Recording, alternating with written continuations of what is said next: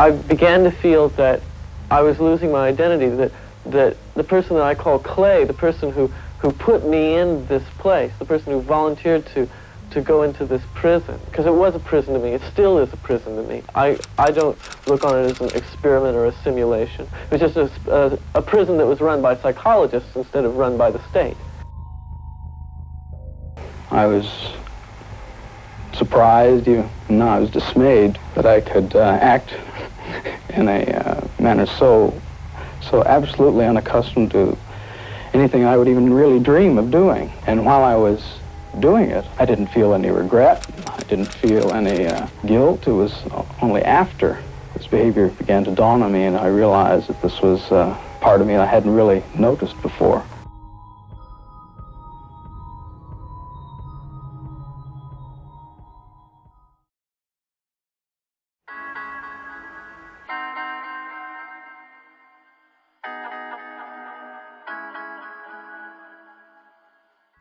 Many people have studied the idea of power and how it's able to influence those around you. An interesting study is when scientists will have a look at how we as humans will easily take orders from someone who appears to be a figure of authority, whether this person actually has a job that has authorization or not. A small example of this is in the movie Catch Me If You Can, a movie based on a real man named Frank Abagnale who in the 1960s stole millions of dollars whilst he was still in his teens by forging checks and faking professions. What I mean by faking professions is that Frank would actually walk right into a line of work and essentially say, "I work here," and as long as he was wearing the right uniform, nobody would question it. For example, he impersonated a pilot so that he could fly around the world for free. For the most part, he wouldn't actually fly the planes, but on occasion he was given that responsibility, in which case he would merely flick on autopilot. What's amazing about this is that he started doing this when he was 16 years of age. He was in the pilot's seat of a plane with no license or no experience when he was still a kid, but he was trusted to do so because of his uniform and his confidence. He also supervised doctors at a hospital after pretending that he went to Harvard, when in reality he wasn't even old enough to buy alcohol. Frank Abagnale was eventually arrested at the age of 21 and ended up serving around 4 years in prison, a reasonably short sentence for the crimes he committed. I bring up Frank's story because it truly is a fascinating one. He had very little experience in anything, but that didn't matter, because once he pretended like he deserved power, he actually got power. But it was my friends, my peers who would say to me, "You know, you're the only guy I know walks into a bank in the middle of Manhattan. You have no account there. You don't know a soul. You talk to somebody behind a desk and they okay your check. Oh, well, my checks are good. If I walked in that bank, they wouldn't touch my check. You walk in, they don't bat an eye." Years later, reporters would write and speculate that that was my upbringing, mannerisms, dress, appearance, speech, whatever it was very easy to do, so consequently, when the money ran out, I kept writing those checks. Of course. However, power can be a dangerous thing. In 1961, psychologist Stanley Milgram conducted an experiment in Yale University that warranted some horrific results. The idea of the experiment was that one participant was the teacher, one participant was the learner, and the other was a man in a white coat who ran the experiment. What was to happen is that the teacher would read pairs of words out to the learner and then ask the learner to memorize them. He would then repeat one of the words after a period of time and ask the learner to say what the pair was. If the learner could not remember what the pair was, then the teacher would have to shock the learner. The shocks would increase in power every time, starting off at an essentially harmless volume and ending with what was a life-threatening amount of electricity. At least this is what the teacher thought, when in reality there was no shock whatsoever and the learner was an actor in on the experiment. The experiment began, and although the teacher could not see the learner, when the shocks began to get more powerful, the actor would scream and demand to be let out. On most occasions, the teachers would look physically uncomfortable and look to the man conducting the experiment for guidance. The man would always say something along the lines of, "Please continue," or "It is absolutely essential that you continue." 2/3 of the time, the teacher gave what they thought was a life-threatening shock to the learner. I got a shock, 180 volts. Oh, I can't stand the pain. Let me out. I'm not going to kill that man in there. I mean, who's going to take the responsibility if anything happens to that gentleman? I'm responsible for anything that happens here. Continue, please. 375 volts. I think something's happened to that fellow in there. I don't get no answer. He was hollering with less voltage. Can't you check in to see if he's all right, please? What this experiment taught us is that most people will put an almost unconditional amount of trust into a person who appears to be a figure of authority, even when that person demands you to hurt another human being. This is a scary notion, but still 35% of the people demanded for it to be stopped, and most of the participants looked very uncomfortable with the roles that they had been given. This is most likely because the people they thought they were hurting were perceived to be innocent human beings who had done nothing to deserve this punishment. But what if you're told to essentially believe that they weren't innocent, even when they are? What if you were told to punish people who were merely acting as criminals? Well, the results are much more different, and are drastically darker.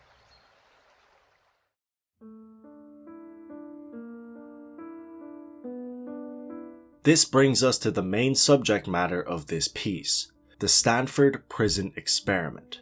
This experiment was conducted in August of 1971 by Philip Zimbardo, using college students as the subjects. A substantial amount of people were interviewed to participate, and 24 people were picked. They were chosen because they were deemed to be the healthiest and the most mentally stable candidates for the experiment. The idea was simple. One group of students were the guards, and another were the prisoners. The guards were instructed to act accordingly and make sure that the prisoners fell in line. They were supposed to strip them of their individuality and make them feel like they truly were prisoners. However, they weren't supposed to physically attack them. Philip Zimbardo acted as both the scientist in charge of the experiment and the superintendent of the makeshift prison, which was held in the basement of Stanford's psychology building. The experiment was supposed to go on for 2 weeks, but it only lasted 6 days. This is because the results of this experiment came in so quickly and rapidly, it didn't even seem to make sense. The results were not only terrifying, but also gave some fascinating insight into how easily human beings can be persuaded to fall into any kind of a role when instructed to do so. Why did you do this? We wanted to ask the question, what happens if you take people, all of whom are good, normal, healthy, college students, intelligent, and we put them in a bad place? And the idea is, does the goodness of people dominate the bad place, or does the bad situation come to corrupt the good people? And the sad answer was the latter. So the experiment began, and the first day was relatively normal. This is essentially the establishing portion of the experiment where everybody is falling into their roles. On day 1, it's understandable that they wouldn't have taken it too seriously. However, the idea that the guards had more power than the prisoners was obviously looming over some of the subjects' heads, as this played a huge role into the first major reaction that the experiment warranted. An important character of this experiment was a guard known as Dave Eshelman, who the prisoners jokingly called John Wayne because of how seriously he initially took the experiment. However, it became no laughing matter when he began to take it to an extreme. It was only the second day, and the guards awoke to find that the prisoners in cell 1 had blocked the entrance to their room by placing their beds by the door. The guards reacted violently by attacking the prisoners with fire extinguishers, breaking one of the only rules they had to follow after barely a day had gone by. It was evident that the subjects of this experiment were falling into their roles much quicker than anyone had expected. What's interesting is that the initial reaction came from the prisoners. It's as if by them being told that they were less than the guards, they felt a need to rebel against that idea, even though the idea was a false narrative. They were all stable students, attending the same college, yet in this tiny fraction of time, they had been convinced that they truly were less important than the guards. This may have been why they broke so quickly, but the guards' reaction is also interesting because they reacted violently straight away, as if they truly believed that they were more powerful and deserved a certain level of respect. It was around this time that one of the guards suggested a form of psychological abuse where they would offer the prisoners who weren't being violent better cells than the rest of the prisoners, where they would be treated with things such as more substantial meals. This psychological torture ended up playing a massive role in the experiment. They utilized it to break each and every subject. For example, the prisoners were each assigned numbers, and they would have to repeat these numbers over and over by command of the guards. They would be placed into solitary confinement, which was essentially just a pitch black closet. They would be woken up in the middle of the night over and over and be forced to clean out toilets with their bare hands. This method of breaking the prisoners' spirits was effective, as the prisoners did fall in line, but at what cost? What's strange is how willing the guards were to do this. After such a short amount of time, these participants didn't seem to think like they were subjects of an experiment. In their mind, they were guards until a figure of authority told them they weren't. The problem is that the one person who had the authority to yell stop was also playing a role himself. Philip Zimbardo may have been acting as the superintendent of the prison, but he was quickly falling into that role and taking it as seriously as every other subject was. And I get drawn in, I get sucked in the same way that the students did. On one hand, it demonstrates the power of the experiment. On the other hand, what it meant was I allowed the experiment to go on too long. This was a vital point of the experiment, because this was when the lines of reality were blurred. The brakes had now been cut. The one person who was able to stop the experiment from going on was now a person who believed it had to keep going.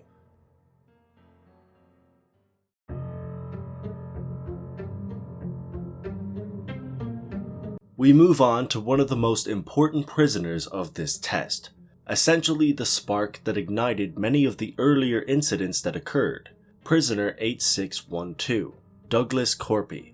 8612 was the leader of the initial rebellion. It was quite evident that this hierarchy had taken its toll on his mental well-being, because after only a day, he requested to leave. Zimbardo decided to respond as a superintendent as opposed to a scientist, telling Douglas that if he gave him bits of information on the other prisoners, that he would make sure that the guards took it easier on him. He was essentially asking him to be a snitch of sorts. This was a confusing request, as Douglas had asked to leave and he wasn't being told that he could. He returned to the other prisoners and informed them that they couldn't leave, which was a daunting concept to digest. This small bit of miscommunication was a huge turning point in the experiment. The subjects now really felt like they were in a prison, because the leader of their small rebellion had told them that this was the case.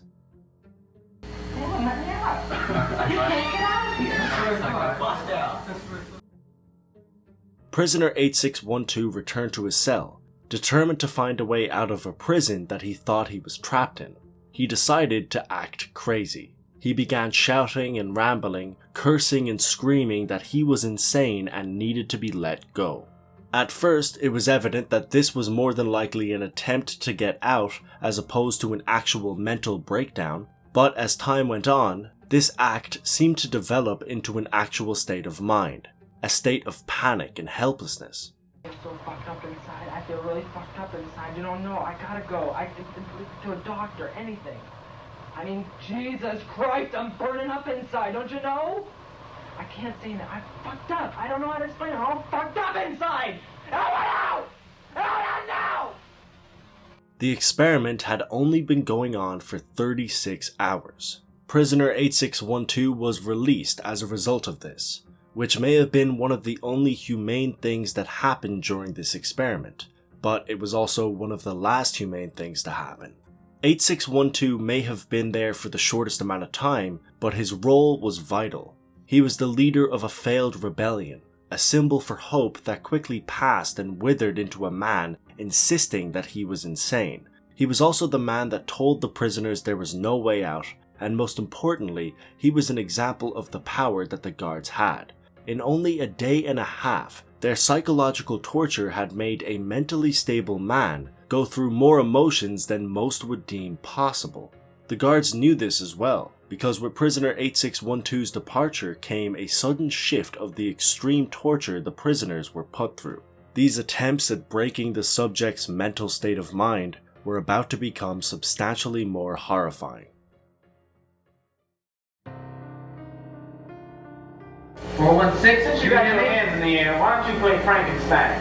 293, you can be the bride of Frankenstein. You stand here. 416, and I want you to walk over here like Frankenstein and say that you love 293. Get up close. I love you, 293. I love you, 293. You smile at 293. You get down here and do 10 push-ups. The experiment continued, along with the harassment and the overwhelming amount of work that the prisoners were made to do. This, along with prisoner 8612's small rebellion, may have inspired another prisoner to do the same. Prisoner 819 decided to barricade his doors on the 4th day. Here we can see a more immediate reaction from the guards. They of course punished him, but they also decided to make the other inmates do mindless work in an attempt to make them turn on prisoner 819. The first rebellion sparked somewhat of a reaction from the other inmates. They supported it to some extent, but this time, the guards made sure that that did not happen.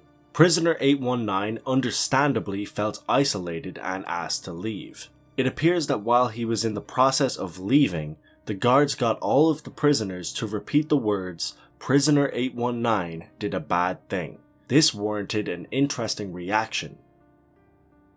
Prisoner 819 did a bad thing. Prisoner 819 did a bad thing. Prisoner 819 did a bad thing. As soon as I realized that 819 could hear this, I rushed to the room where I had left him. And what I found was a boy crying hysterically, while in the background his fellow prisoners were chanting and yelling that he is a bad prisoner and that they were being punished because of him. 819 actually had to be reminded that he was not a prisoner. Once he had a clear enough head to understand this, he decided to leave.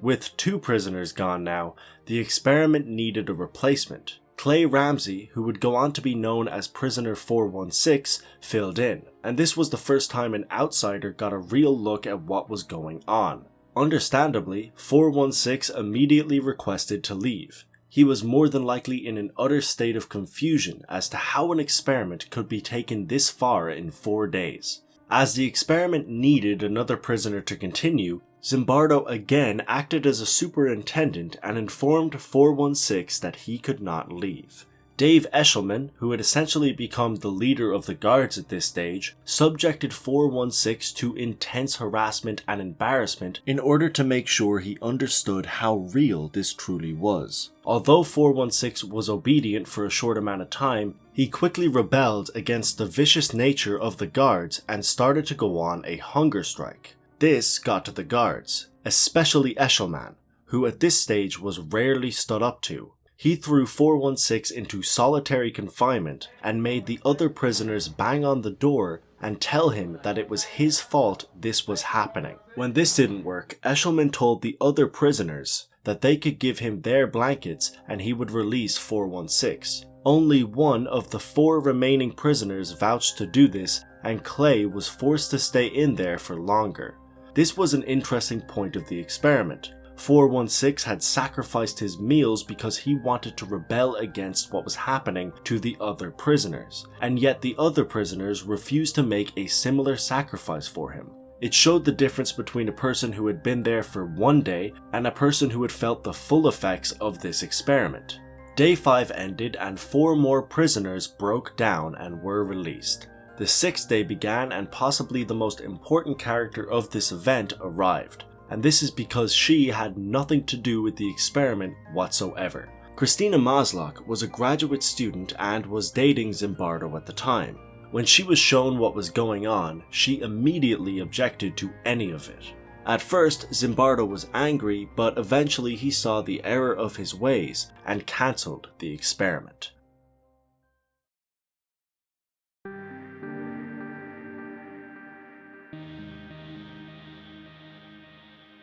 When I look back on it now, I behaved appallingly. It was just horrid to look at. How does it harm you? Just to think about it, mean that people can be like that? Yeah. It let me in on some knowledge that I've never experienced firsthand. We like to think there is this core of human nature that good people can't do bad things and that good people will dominate over bad situations. In fact, one way to look at the Stanford prison study is that we put good people in an evil place, and we saw who won. Well, the sad message is, in this case, the evil place won over the good people. Many of the prisoners were left mentally scarred after this ordeal. 6 days was enough to make them feel utterly defeated. As for the guards, most of them didn't want the experiment to end, even though it consisted of torturing other human beings, and 1/3 of them showed genuine sadistic tendencies. These were all people who were deemed mentally stable, and each and every one of them broke in some way or another. The guards abused their power, and the prisoners ended up obeying every command they had. Philip Zimbardo genuinely thought that they were prisoners and became obsessed with his role as the leader of the prison. The only person who was able to end this ordeal had nothing to do with the actual experiment. It only ended when an outsider looked in. For 6 days, the guards, the prisoners, and Philip Zimbardo were trapped in a false reality that they had created themselves. Power and authority are all around us. The world we know of survives on an unspoken hierarchy that we all have essentially agreed to obey by. We follow the instructions of a doctor, a member of the police, or even a celebrity we look up to without thinking about whether or not it's the right thing to do. It can lead us in the right direction, but it can also lead us astray. And that's the scariest thing about authority. It can lead us anywhere. The Stanford prison experiment was one of the most controversial experiments of its time. Some called it inhumane, some called it torture, but one thing that this experiment taught us is that authority, when used incorrectly, can completely transform a person. We essentially learned the harsh reality that most people can be persuaded to commit evil acts, even if they themselves are not bad people. Maybe we shouldn't be scared of people because of what they might do. Maybe we should be scared of people because of what they might be told to do. Thank you very much for watching the first episode of The Dark Side of Everything. So this is going to be a web series where we have a look at the creepy and disturbing elements that exist in anything, from music to movies to real life events. It's very time consuming to make, so I'm going to try and create around 1 episode a month, with the goal being to make a full first series of around 10 episodes by the end of 2017. All of the footage and music that I used in this episode, as well as all the sources for information, will be linked down below. Again, thank you for your time. I'll see you in the next video.